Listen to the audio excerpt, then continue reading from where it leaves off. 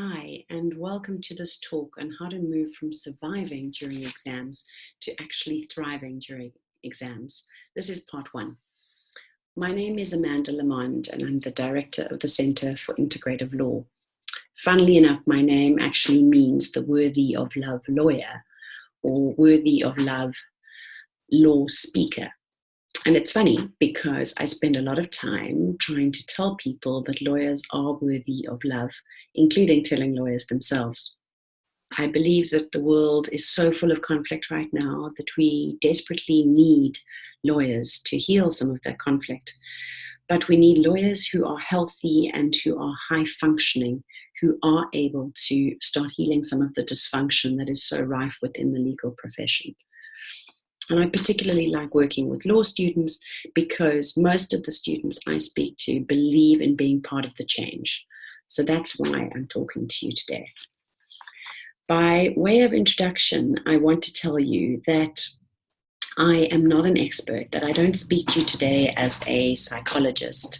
I speak to you as someone who did a law degree, who qualified as a lawyer, and now consults to various law firms, and I speak to law students, and I coach lawyers. And I do this because my own experience showed me how dysfunctional the system currently is. So I found studying law pretty traumatic, to be honest, although my own experience had the added complication that I had a serious drug and alcohol problem. And so my law degree took an extra year than I thought it would. But somehow I managed to find my way back and become a top student again, and only added one year to my law degree.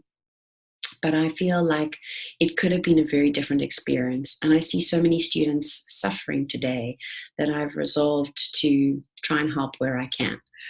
So before I look at the specifics, we kind of need to delve into what's going on generally in the legal profession. And to do that, I think the first thing I need to tell you is that it is not you. So law school is stressful. So obviously I mentioned in my case, there were particular other stresses that I had a substance abuse problem, but all the students that I'm speaking to, like 99% of them, are finding that law school is super stressful. And one of the things is that we think that it's just us. And I know I certainly thought that. So I looked around and it seemed like everyone else had it together and that it was just me. But I need to tell you that this is not the case and that pretty much everybody is struggling. So what are the reasons for this? Why is law school so super stressful? Well, if you have a look at this, you will see that it is from the United States, and that's because we don't have these statistics and studies being done in South Africa. But this graph shows depression among law students and lawyers in the US. And what you'll notice there is that the yellow line shows the average population, which has about a 10% sort of standard levels of depression in a population. That is normal. And you'll see that pre-law starts also with students around the same levels at 10%. And then it shoots up rapidly in first year, over 30%. And then you'll see by third year, it's peaking at 40%. And then it drops back down again. But you'll also notice 2 years, so post-grad, after degree, and then moving into the profession, it remains much, much higher than the average population. So it stays sort of between 15 and 20%. But it is really important that you look at that spike in third year. And this is what the studies are showing.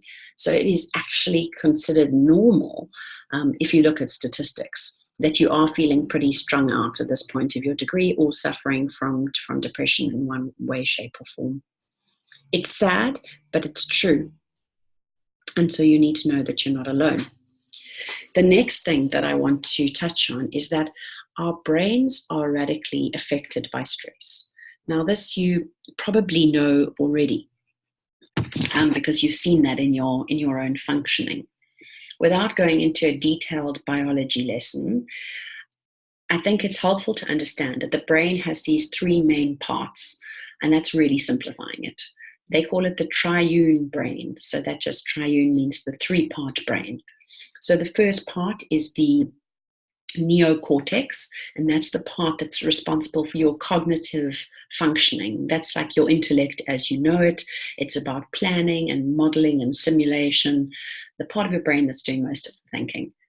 Then we have the limbic brain, and that's the part of your brain which is responsible for social and nurturing behaviors and mutual reciprocity.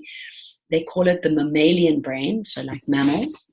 And it's the part of our brain that's responsible for relationships. And then we have this third part, and that you'll see in the diagram at the bottom, and that's the reptilian brain or brain stem. And those are the oldest part of the brain, that long before there were people, before there were mammals, even reptiles have this part of the brain, and it's responsible for the more like automatic behaviors, territoriality, ritual behavior, and that's also where your fight or flight system resides. So it's more automatic responses, not the ones that involve thinking. So the reason that I'm telling you this is it's important to understand when your brain gets really stressed, and it can be from a number of situations. For example, in an argument, if someone is yelling at you, or when you're trying to study and you suddenly find yourself going into a panic about the exam that's coming up the next day, when that happens, your fight or flight mechanism can get activated. And the brain has this special mechanism that means your prefrontal cortex, that neocortex, actually shuts down when this happens. So there's a reason for this, and that is, long ago when our brains developed and were designed, the point is that when faced with a threat such as a woolly mammoth, it's not the time to start analyzing, pros and cons. It's not the time for the structuring and thinking and analyzing brain. It's time for immediate action. And so that prefrontal cortex shuts down so that you go into the fight or flight response to save your life. However, because we're living today very stressful lives, most of us are spending far too much time in that reptilian brain, which is damaging to us. But also, you need to just understand that when you are in that mode and you've switched, and you won't know it except that you're panicking. So you're unlikely to go, oh, the whole point is you're not in your rational mind thinking, oh, I've just gone into the reptilian part of my brain. But when this has happened, you won't be able to think. So you will not be able to study when you are in this sort of level of stress. You also won't be able to have a coherent argument with someone. It is better to say, we need to talk about this later. So at that stage where your prefrontal cortex has shut down, it's like you're offline. So your rational responses, you're no longer capable of. So understand this. So moving on, we have differing amounts of stress. So some stress is actually good for you, because if you look at this diagram, you'll see if there's too little stress, if there's nothing challenging you, you'll be bored. You may have difficulty focusing, and you may even have some depression or just feel apathetic, like there's nothing in your life. But then we move into the next yellow zone where you're slightly understimulated. You may be a bit unfocused, but that's just mellow. And then you move to this green zone, and that's the optimal stress level zone, when you're at the peak performance and you're on the top of your game. And that's ideally where we want to be. Then what starts happening is sliding down the other end. Stress is starting to build. You start feeling on edge. You may be mentally or emotionally preoccupied or unavailable. And then you're tipping over into too much stress when you get panic, anxiety all the time.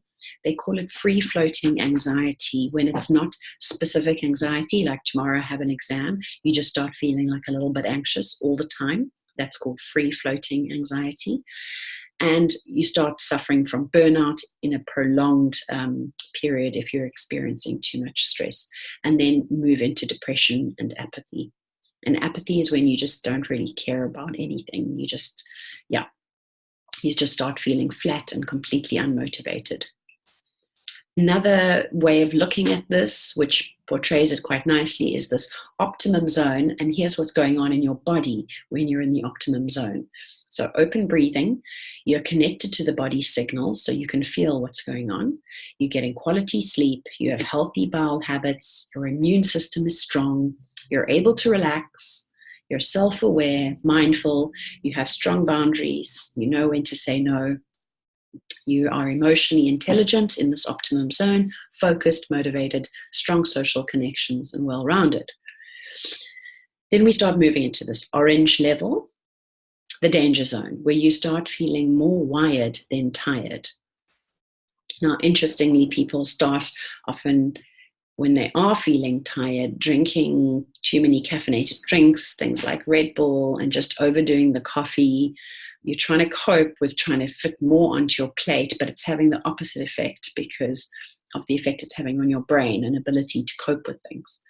Rising cortisol levels. So cortisol is the stress hormone in your body. And just a quick note there is that men have testosterone in their bodies, which counteracts the damaging effects of cortisol. Women don't have high levels of testosterone. And so that's one of the reasons why women suffer from burnout far quicker than men do, even though they may be working, similar hours.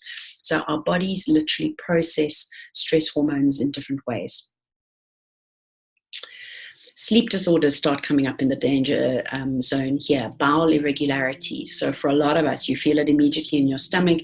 People get diarrhea when they have an exam coming up. That is all. Your body's digestive system is literally doing this. So it's unable to process and digest food properly. Muscle tension, all this when you find yourself constantly doing this because your neck is constantly tight. High blood pressure, shallow breathing, overuse of stimulants or relaxants, again, trying to use substances to fix what's going on inside you. Weight gain or weight loss, depending on who you are. Some of us gain weight when we're stressed, and some of us lose weight when we're stressed.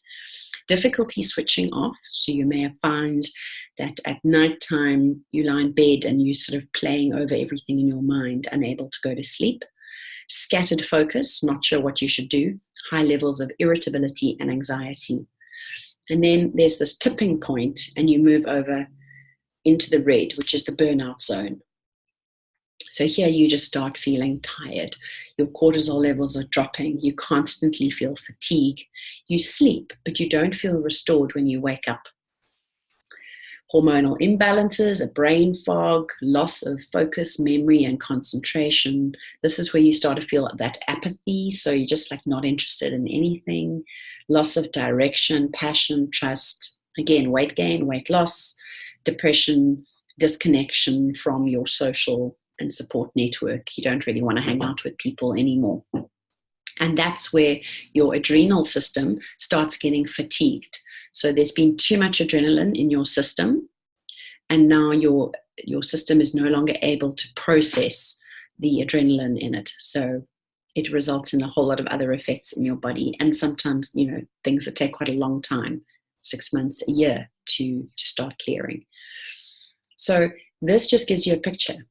I want you to look at this and think, where are you right now?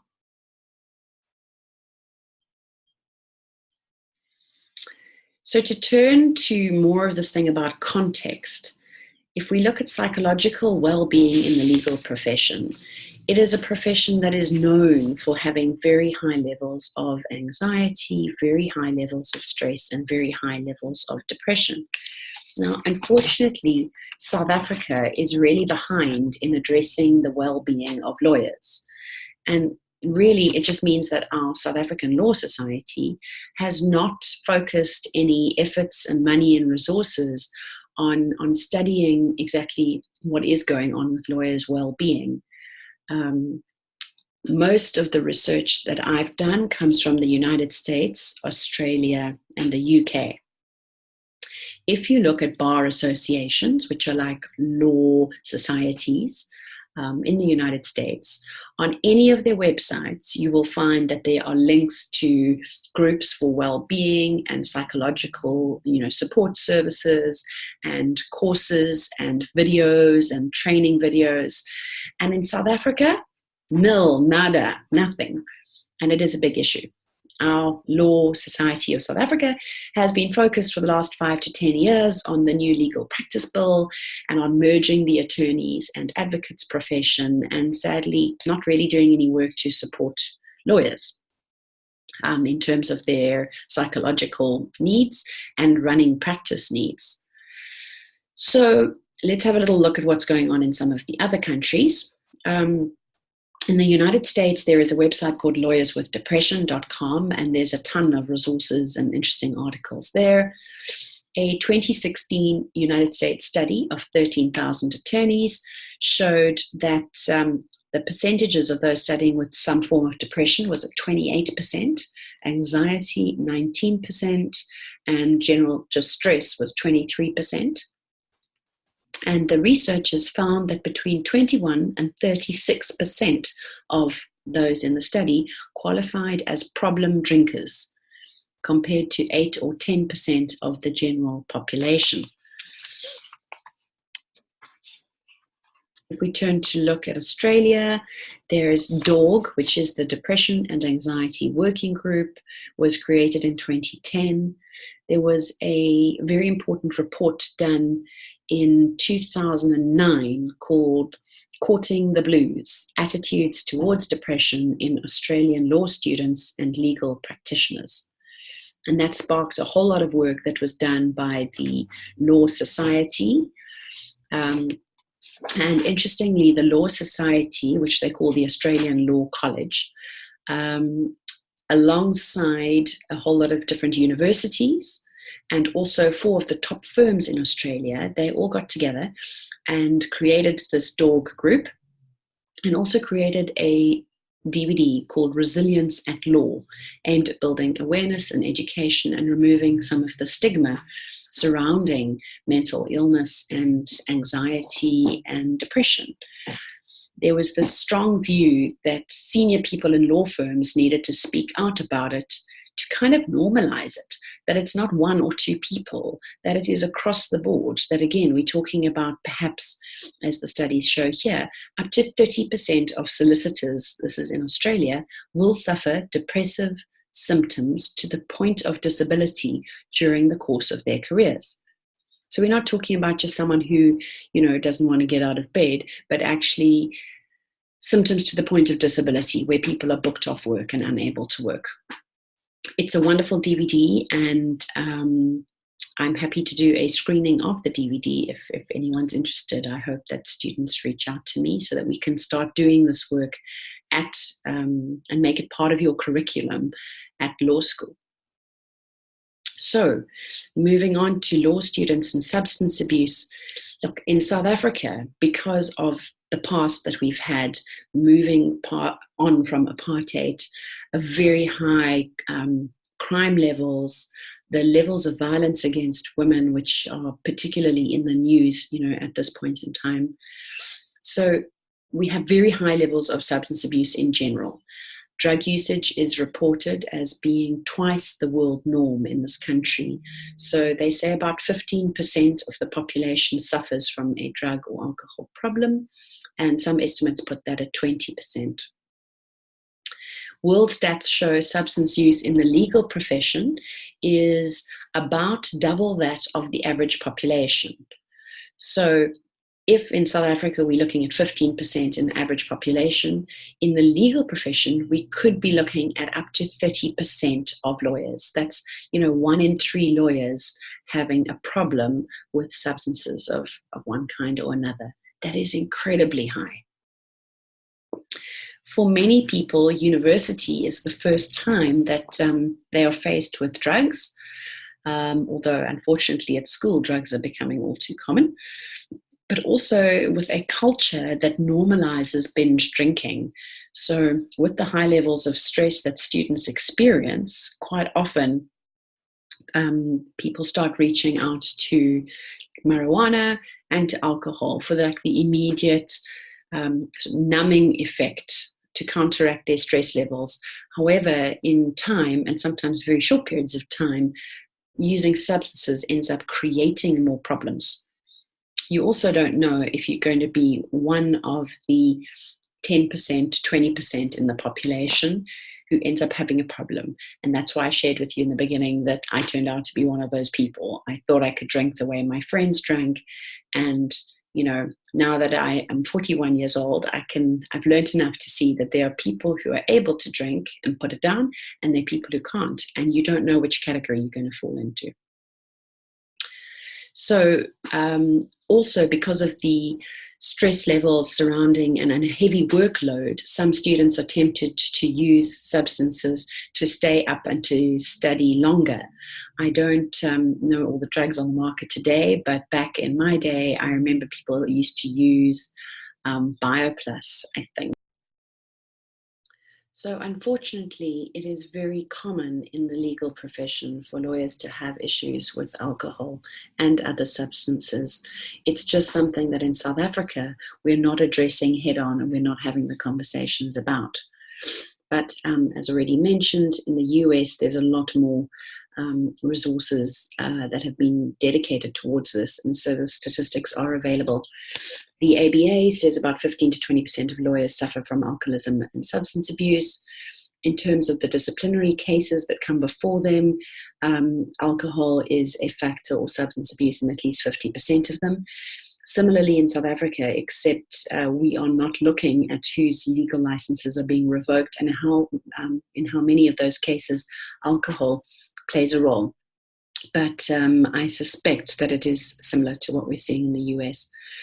And then in California, they have meetings, which they call the Other Bar. And those are 12-step meetings for addicted lawyers. And if you go onto the website of the Other Bar, you'll see they have 32 different meetings, which are just for lawyers who have substance abuse problems. So that makes you realize if there are that many meetings, there are a lot of lawyers with substance abuse problems. So moving on, what are some of the factors? Why is the legal profession in the state that it's in? One of them is expressed by this Justice Christine Durham, who says, as lawyers and judges, we identify ourselves as problem solvers, but we also live lives dominated by high expectations and multiple demands. We are often convinced that any admission of the stress our lives generate is a sign of weakness that will undermine everything we strive to be. No one is immune, and most of us cannot cope alone. So it's really important that you take on board that the law school culture, the legal profession culture, is that admitting to stress in your lives is a sign of weakness. And this is actually not the case. It is a very sick and dysfunctional view that unfortunately is really outdated now, but has continued in the legal world. And this brings me to want to share with you something that I discovered this was between 5 and 7 years ago. A law student shared with me that she had reached out to her law faculty for psychological support. And one of her lecturers wrote back to her. And she said in this horrible letter, with regard to your suggestion as to psychological support for law students in particular, I am afraid I'm going to sound very harsh now. And then this lecturer went on to say, the reality is if you plan on practicing law, if a person is unable to separate personal tragedy or trauma then from practice, you should give up studying right now. If you think that a psychologist or psychiatrist should help you in your studies, you are never going to survive the harsh realities of practice, where if you are lucky, you get to deal with the heartbreak of divorce and fights about children on a daily basis. Forgive me for shooting your suggestion down in such a harsh way, but someone who needs support does not belong in the legal profession. I was horrified when I was sent this letter, and I did contact the dean in question, and I hope that it was dealt with. So that was one of the lecturers. But I'm bringing this to attention and sharing this with you to help you see that this is a completely damaged and warped way of viewing things, and that in fact studying law and the legal profession is stressful, but that reaching out and getting help is perfectly normal and highly advisable. It is the only profession where people deal face-to-face with traumatized clients, and yet there is no requirement of supervision. So in every other profession, for example, in the police and nurses and doctors, there is a requirement that they have some supervision.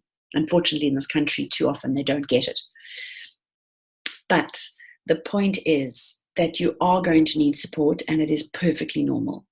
So fortunately, the position has changed. And as you know, at UCT now, on the 4th or 5th floor, there is a psychological support services available to students. I don't know what's available at UWC at the moment, but certainly universities are, becoming very open to the idea that students need support. Life is hectic, and as mentioned earlier, we live in a country with very, very high levels of stress, high levels of crime, and of course, people are going to need support for issues, in their own lives, even aside from the things related directly to their studies. So the position has changed. And if you look at the American universities and British ones, there's a great deal of support being offered to students, psychological support. So please know that this is normal. I want you to understand that it is not you. If you are struggling, you are just part of a broader phenomenon of people experiencing stress while studying law, and you have not failed. You are not deficient in some way if you are finding this hard. And I really want you to take that on board. It is not you, but you do need to get help if things are getting out of control. I'm going to read an extract from a letter now. It's from a Dr. Andrew Benjamin. For many years, it says here, he was cross-appointed to the law and medical schools at the University of Washington. He's the leading researcher, or was then, on lawyer and law student distress, and has counseled law students professionally for many years. He summarizes some key research here and describes certain red flags to watch for. So this is how the letter starts. Dear law students, you are not going crazy. For more than 2 decades, strong, methodologically sound empirical research has demonstrated that law schools have failed to prepare many students to cope effectively with the demands of the educational process, as well as with the demands of daily life associated with the law. And then he quotes some of the journal articles. It also appears that the negative effects of law school process continue to afflict many of us who have survived law school. This letter discusses some of the harmful psychosocial consequences, for example, depression, anxiety, stress-induced physical illness, interpersonal problems, alcohol, drug abuse, and obsessive-compulsive behavior that the law school acculturation process typically produces in many students. By acculturation process, they just mean students who have to adapt or adopt the current culture of the law faculty. It also discusses what law students can do to insulate themselves from the potentially noxious effects of law school. Before law school, people are as emotionally healthy as the general population, yet they become much less healthy soon after entering law school. For example, our research data and subsequent replications by others have revealed that before entering law school, only 4% of students suffer from depression. But during the first year of law school, about 20% of the students developed depression. And by the third year of law school, about 40% of the law students had developed statistically significant levels of depressive symptoms. So his research is in line with the graph that you saw earlier, which was done by somebody else. Depression is not the only negative consequence. Alcohol and drug abuse also play a prominent role and endure past law school graduation. In fact, alcohol problems are progressive in nature. The worst aspect of a law student's development of various psychological and or alcohol drug abuse symptoms appears to be the establishment of long-term dysfunctional patterns of behavior. Among these behaviors are work overload, time famine, poor relationships that eventually lead to greater career dissatisfaction and even more negative health consequences. So that's really important to take on board, that these patterns that you are adapting and adopting now These are not going to serve you later in life. So the unhealthy things we see going on in the legal profession, those were patterns that began at law school. So now is the time to do things differently. So this thing of time famine, work overload, and poor relationships, these are things you need to guard against now. So in this letter, unfortunately, he doesn't really give a whole lot of practical advice. So I'm going to provide that to you in the next talk. The actual practical guidance around how to thrive during exams. But before we turn to the second talk, I want to quickly touch on why is this dysfunction so bad in the legal profession? So, what is going on that makes things so particularly bad with regards to anxiety and depression in law, as regards to other professions? So some of the factors are the adversarial nature of legal education and the legal system encourages a suspicious, hostile, and aggressive worldview. So law students immediately begin pitting themselves against each other. It's a competition from the beginning. In other courses at university, students are kind of on the same team, but at law school, there's often encouragement that students are against each other, that you are fighting for places in a small pool of places that are going to be offered for articles, and you have to fight your colleagues for them. I've also heard of behavior like people hiding short loan books so that other students can't find them. So this sort of, aggressive behavior actually continues into the profession, where even law colleagues in the same firm see themselves as rivals rather than colleagues. And that makes for a very lonely and stressful career. Secondly, at law school, you are encouraged to cut off from your feelings and pretend emotions don't exist. So we are trained when we become lawyers, to believe that emotions are irrelevant and that we must, set them aside, and that judges mustn't use their emotions when making decisions. But all of the neuroscience and all of the psychology shows that people are emotional beings, and we cannot ignore emotions. We can learn to deal with them, but we can't cut off from emotions. That makes us very dysfunctional and prone to all of the things that we are talking about now. That will mean you don't survive a career in law. So cutting off from your emotions, just pressing them down, keeping too busy, I don't have time for this, is not the answer. It's going to give you far greater problems later on. You cannot pretend your emotions don't exist. Excessive work hours, this idea of a time famine. So at law school, yes, the course load is heavy, but law students take on that I need to work harder and harder and do more and more hours, and often sacrificing sleep, time with friends, time off from not exercising, not having other hobbies. Work becomes everything. Again, that leads to severe problems.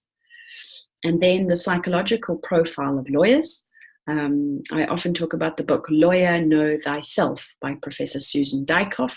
Fascinating insight into the psyche of lawyers. And often people are brought to the legal profession when they are raised in families where there's a low emphasis on EQ and a high emphasis on IQ. So people care about how smart you are. They don't necessarily care how you're feeling.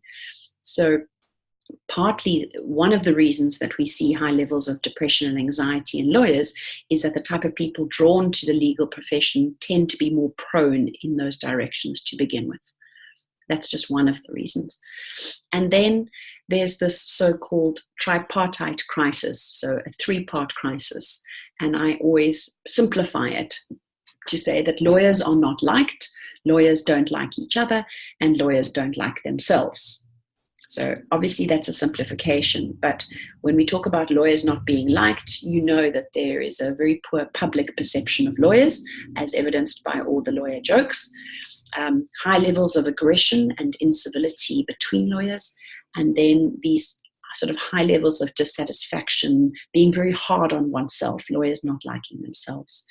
And so this is some of the background and context that I want you to try and understand in order to look at where your own situation and levels of anxiety and stress may be situated against the background of this context.